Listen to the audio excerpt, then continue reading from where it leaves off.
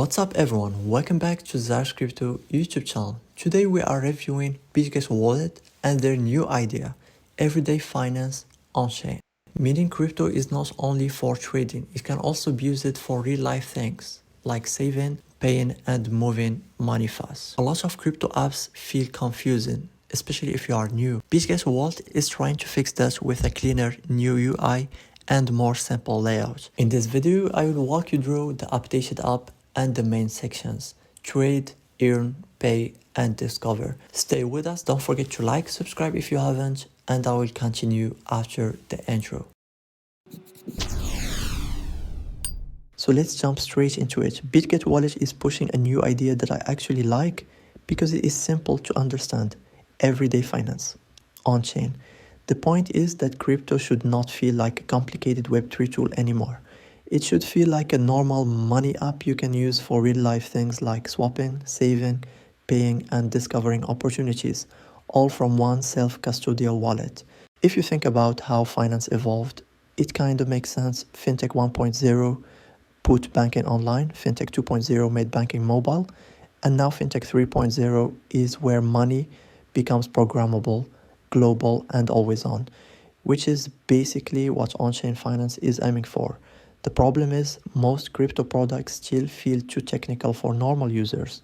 Too many steps, too many apps, and it is easy to get lost. Bitget Wallet is basically saying crypto is not only about investing, it is everyday finance just powered by chains. Before we go further, quick clarity because people always mix these up. Bitget Wallet is a self-custodial wallet. That means your funds and your keys stay under your control. The wallet does not hold your money for you and it does not control your private keys. Transactions are signed by you and executed on public blockchains. This is different from using a centralized exchange account where the platform is custodying the funds. Also, Bitget Wallet is positioned as a separate product from Bitget Exchange. So think of it as your on-chain app that focuses on daily use, not just trading on an exchange. Now the big update in this brief is the new UI. They redesigned the interface to support this everyday finance direction. The goal is fewer steps and less friction, especially when you want to do common actions like paying, transferring, or swapping. The first thing you will notice is the pay section got a lot more important. Instead of feeling like a hidden feature, it becomes more front and center, like a pay hub that pulls together the things you actually do in daily life: cards, QR payments, bank transfers, and in-app shopping. It is basically trying to make the wallet feel closer to a normal finance app flow, not a bunch of Web3 menus. They also introduced new navigation patterns like a dynamic panel and a today style view. The idea is you can get a quick snapshot of what matters without digging through tabs, and you can stay updated with real-time activity while you are using the app. Small U. Changes like this matter because most people quit crypto apps when the experience feels confusing. Now let's talk about what Bitget Wallet actually offers, because the switch is bigger than most wallets people are used to. I'm going to keep it practical and cover it like a real user would. First, spending and payments. This is where Bitget Wallet is trying to stand out from the typical hold and swap wallet. In the brief, they highlight a crypto card so you can spend through Visa and MasterCard in 50 plus markets. They also highlight QR payments where you can scan and pay locally through national QR systems plus Solana Pay. And there is bank transfer support for paying out USDT or USDC into local currency to bank accounts in supported regions like Nigeria and Mexico mentioned in the materials. Then there is an in-app lifestyle shop where you can shop from 300 plus brands for daily stuff like gift cards, mobile top-ups, and more. They even included a comparison table that basically shows what they are aiming for: more ways to spend directly inside a self-custodial wallet instead of relying on third-party apps for everything. The simple takeaway is they want you to do more real-life money actions in one place. Second, swapping and trading. This is still core for any wallet, and Bitget Wallet leans into multi-chain support. The brief mentions support across 130 plus blockchains and access to a huge token universe. So the point is, you can swap across chains without constantly switching apps. They also mentioned access to tokenized real-world assets and perps trading as part of the wider ecosystem offering. So the positioning is not only swap a meme coin, it is trade and manage assets like a full on-chain finance app.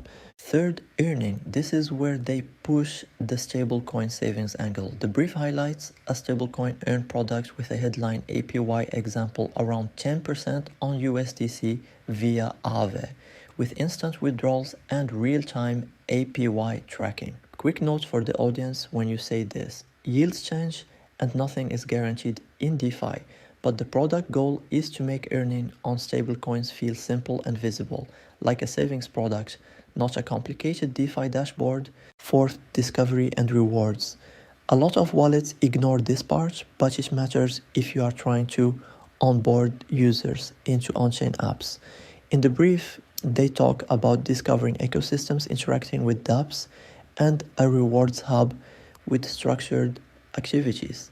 They also mention things like curated quests, event-based incentives, and activities like FOMO Thursdays or a trading arena style rewards program. This is basically their way of turning what do I even do on chain into guided actions.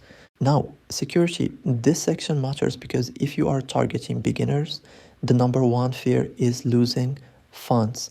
The brief highlights a user protection fund that is described as $700 million backed by 6,500 BTC plus institutional grade security layers. They mention TAE-based key management, real-time risk detection for phishing and malicious addresses, and comprehensive audits with partners like CharityK and SlowMist plus token risk monitoring integrations. The simple way to explain it is they are building multiple layers to reduce common risks while still keeping it self-custodial. You should still remind people to practice basic safety, but it is important to mention what the product is doing on the platform side. So who is this actually for? The brief splits it pretty cleanly. If you are already Web3 native, you probably do swaps, use dApps, and you understand on-chain transactions. For you, the value is speed, multi-chain support, and having trade, earn, pay, and discover connected in one flow instead of jumping between apps. If you are not Web3 native or you are just starting, the value is that crypto can feel closer to everyday finance. Easier login options, simpler UI, and clear pay and spend flows like card, QR, and transfers. The message here is not learn all of crypto. The message is start with one simple use case and build from there.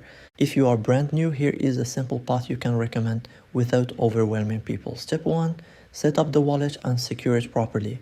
Step 2, add a small amount of stablecoin. Step 3, try a basic swap to understand the flow. Step 4, check the pay hub and see what is supported in your region, like card or QR.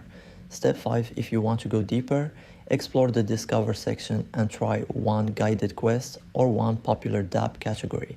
That is the real everyday finance angle, not forcing people into complicated steps, but giving them a clear path where crypto starts feeling usable. So here is the practical takeaway. Bitget Wallet's new direction is simple. Make on-chain actions feel like everyday money actions, cleaner UI, faster flows, and a product suite that covers trade, earn, pay, and discover, not just holding tokens.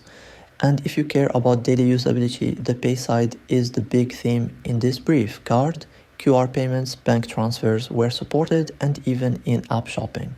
If you want to check it out, I will put the Bitget Wallet link in the description. And if you are watching this as a beginner, start small and focus on learning the flow first.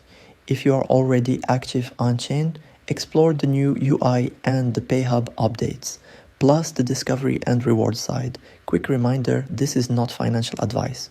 Always do your own research and manage risk.